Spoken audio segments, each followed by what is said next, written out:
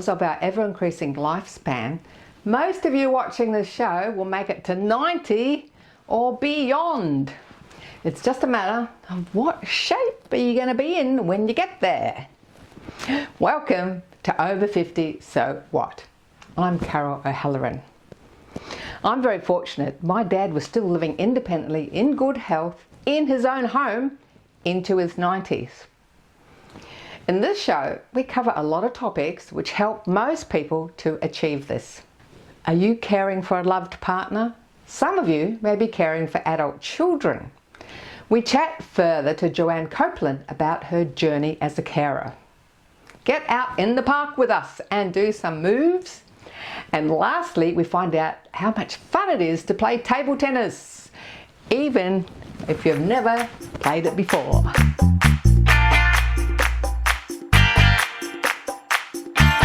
A carer is someone who provides informal and unpaid support to a family member or a friend. And this can take many forms. You could be helping with transport, taking to appointments, helping with the household chores. And today we're going to be chatting to the CEO of Carers Victoria, Judith Abbott, about how they support the great range of carers in our community. Hi Judith, welcome to Over 50 So What? Thanks Carol, it's great to be here. Talking about a care role, this takes many different forms. Can you give us sort of the plethora of different types of care that you're experiencing in the community? Just no two care roles are really quite the same. It can be everything from a parent caring for a child with disabilities, who might be a young child, who might be an adult child, through to a spouse caring for a family member, or a spouse caring for someone who's living with mental health challenges, or older age-related changes. Sometimes we see carers who are both supporting elderly family members as well as younger members of their family. We estimate in Victoria alone that carers contribute something of the order of $19 billion of economic value to the state every year. Can you just say that again, that number?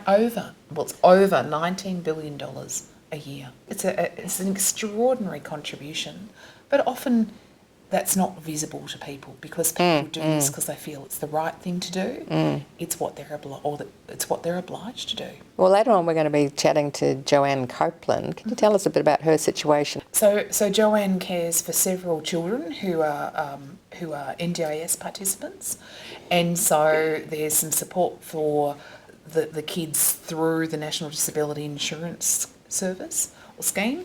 But for Joanne herself, she can contact local Victorian government funded providers to get some access to respite and the like. She is a member of Carers Victoria, so it means she's getting our regular information newsletters that let her know what's coming up, what's happening in her area, things that are relevant to her. I've certainly seen Joanne at our funded events. There are things like, Joanne's a published author, but for example, Carers Victoria runs a lot of education programs for carers, and one of them is about writing for purpose and how you tell your story as a carer.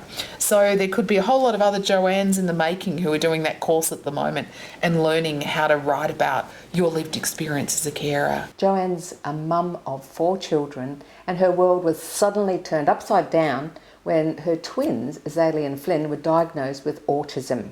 Now they're twins, male and female, but they've got totally different levels of autism. Yes, that's correct. If you looked on the spectrum, Zalie's autism would be stronger than Flynn's. Her communication skills, even now, they've greatly improved, but she can't sit and have the type of intense conversation that you and I might be having now. Whereas Flynn can manage those conversations a bit more. And even back then, Flynn's behaviours were very different to Zalie's. He would line up his toys, everything was very organised play, whereas hers was a little more erratic and a bit more all over the place. That was a complicated thing. How do you deal with 2 different individuals, both given a similar diagnosis, but both literally at either ends of that autism spectrum? They're 18 years down the track, they're 20 years old now. Can you highlight some of the challenges you've had getting to the age of 20? Look, the challenges have been large and varied, and they haven't all been negative, and I don't want people to think that it's a negative road to travel. I think the biggest challenges were getting over those sensory issues that would arise. For example, Zalie would tend to eat things that other children would not. She would eat tan bark, she would eat sand, At one point, she would nibble the windowsills in my house. It was just how her body reacted and what she was needing. So we realised there was things lacking in her diet, and we had to supplement those. She was looking for crunch. Whereas Flynn was more isolated play. He had trouble sort of stepping into play scenarios with other children.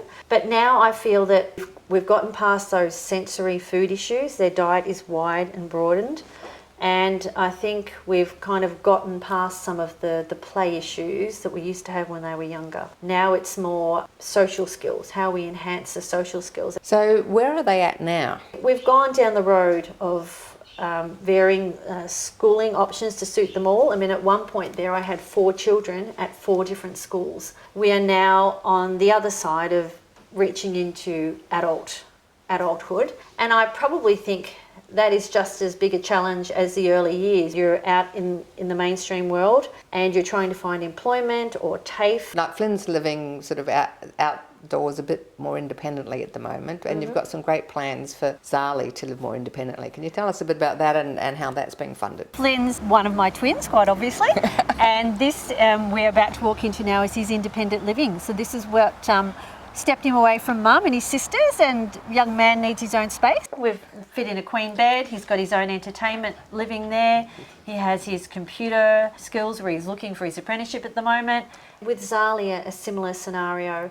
We have approached, with the assistance of NDIS, information from Carers Victoria, the Department of Housing, about putting a unit in the backyard. So she can live the independent life of cooking, cleaning for herself, running her own daily routine, but literally only be in the backyard. I can wave to her from the veranda and say, how's it all going? We could have carers come in and assist her to do some cooking and just live that independent life. Step 1 of ideal transition possibly into living completely on her own one day. Now, there'll be a lot of people watching today that have kids or grandkids with autism, or know somebody that's got kids or grandchildren with autism. What words of encouragement can you give to them? I think the biggest thing is try not to feel overwhelmed. I've always looked for the positives in everything that we've done, and to do one thing at a time. Sometimes you look at it and go, where do I start? What do I try?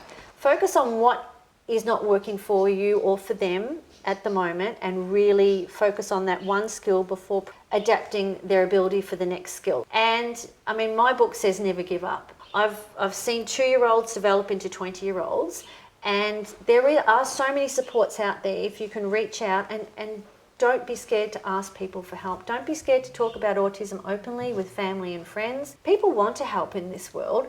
People realise now there's so many amazing human beings on our planet who have an autism diagnosis. Now, this wonderful book that you've written, the proceeds go to Carers Victoria to help support the work of Carers Victoria. Yes. Can you tell us, what would people expect to find in this? You will find a book of inspiration, but a very honest book. I have not hid all the dramas that we've had. I've been totally honest on days that I've felt overwhelmed. I've been totally honest with all the roads we've travelled. Autism isn't that scary. It's not a word to worry about. It's a word to say, okay, the brain is wired a little bit differently. That is all it is. This book is also written for people to understand what autism actually is. I understand how I can access services. I understand what dietary issues people might have problems with, where you can get support for those kind of things, behaviour issues where you can get support. Now, if anyone's watching today that has children or grandchildren with autism, how would you suggest they approach Carers Victoria? I find Carers Victoria very approachable. You can register for a function, you can go there for the first time. I took my mum to a function, so I wasn't on my own. You can just ring them, and when you ring them, there's different areas that you can be diverted to depending on what you're looking for at any particular time. So they can help with the NDIS, for instance? They can help with the NDIS, they can help you on counselling if you need it, or specialists in certain areas that you might need, speech pathologists, those kind of things. Awesome. Well, thank you for sharing your story with us today. I look forward to seeing the new house out the back. Yes. And Zalie getting a driver's licence. Oh, that will be very exciting. I'll be looking forward to that. Thanks for watching our TV show. Be sure to hit subscribe, and then you'll never miss an episode. Jump on Facebook, join our group, get in on the fun, fitness, wellness and inspiration. I'm Carol, over 50, so what?